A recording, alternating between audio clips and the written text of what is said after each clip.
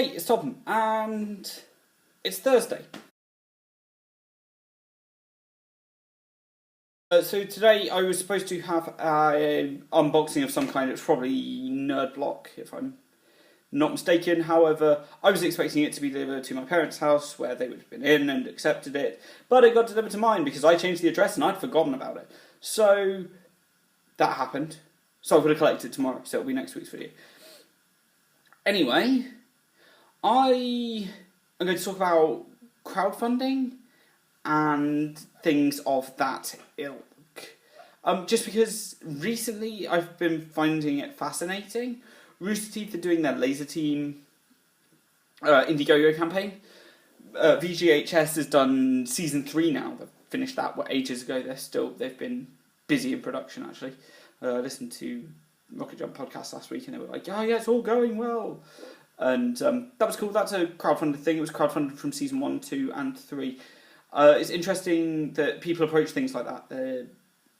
Okay, we've got fans that want to see it. They're not going to make any revenue from the fans that have already pledged before. Specifically in this Laser Team campaign, unless they come out with some merch related to it, I'm sure people would just eat up. It's also interesting that the Rooster Teeth campaign has, I don't know what the number is right now, it's probably about, I don't know, I think it was about 17,000 backers. That was the last time I checked anyway. And they have 7 million subscribers on YouTube, which is just an insane difference. But yeah, they have a ridiculously small fraction of their audience contributing to a big project that they're working on. I found it really interesting recently to read up on Patreon as well, that there's clearly a lot of people that make their livings off of webcomics, YouTube videos and things like that. And people are... So I'm going to choose some examples now. I'm going to choose Jeff Jacks from Questionable Content. His average donation is about $3, but he has about 3,000 backers. That's too much. It's about 2,400 if I remember correctly. So he's getting about $7,000 a month just from backing on Patreon. Whereas the people that are supporting are probably the fans that already have the merch or the t-shirts that they want. And it's just really interesting that that's a way to do it. There's also Destin from Smarter Every Day. He does his videos. He's looking to make X amount of money per video rather than per month, which is a very interesting way to do things. I don't know how often he puts out his videos. I think it's once every 2 weeks. I might be mistaken there. But it's very, very interesting that kind of crowdfunding is coming around, like recurring subscriptions to things. But the content's going to get put out anyway, which is the interesting part. They're just asking for a little bit more. Average donations on like Patreon are... Well, the Rooster Teeth Indiegogo campaign, the average donation I think is about $70, which is just phenomenal. It's just ridiculous, the amount of money people are willing to throw at that company. In a good way. I adore Rooster Teeth. I've done my part. I've contributed as much as I thought was viable for me to contribute.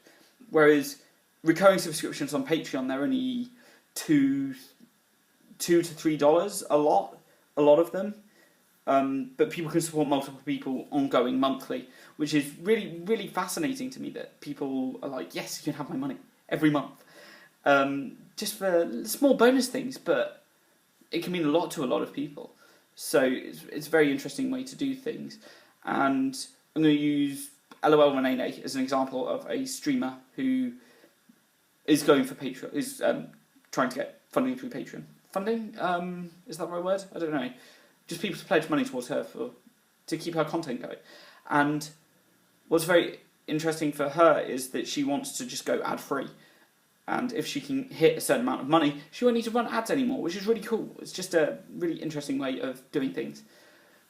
But yeah, Patreon, Indiegogo, Kickstarter, really innovative things, like innovative ways to create money. But the thing is, you need to have an established audience in these places to put out a message. Like, please support me, guys, this will be awesome. Like, people wanting to go ad-free and things like that. Really, yeah, it's really crazy. Like, Patreon, I've been looking up loads of different people on Patreon, and it's just really, really fascinating. all the things that are going on. Looking through Kickstarters, Pledge Music as well. Sky Harbor, they're doing their album. I'm sure there's another band that I cannot remember the name of right now, but Sky Harbor doing their Pledge Music campaign so that they can get that album done. New track off their new album sounds absolutely incredible. They're again the guy who did Dead Letter Circus's album, I believe. I don't want to get that wrong, but I might have it incorrect. It was really, really fascinating and really, really awesome sounding, and yeah, it was really, really cool. I'm really looking forward to like all the things that are going to be paying off soon, or just in general. Like, there's so many things you can invest in, and yeah, really, really interesting things. Anyway, crowdfunding and things along those lines, I find really awesome. Just something I really wanted to talk about. I don't know why it popped into my mind today, but yeah, that's what we've got. Thanks for watching. Peace.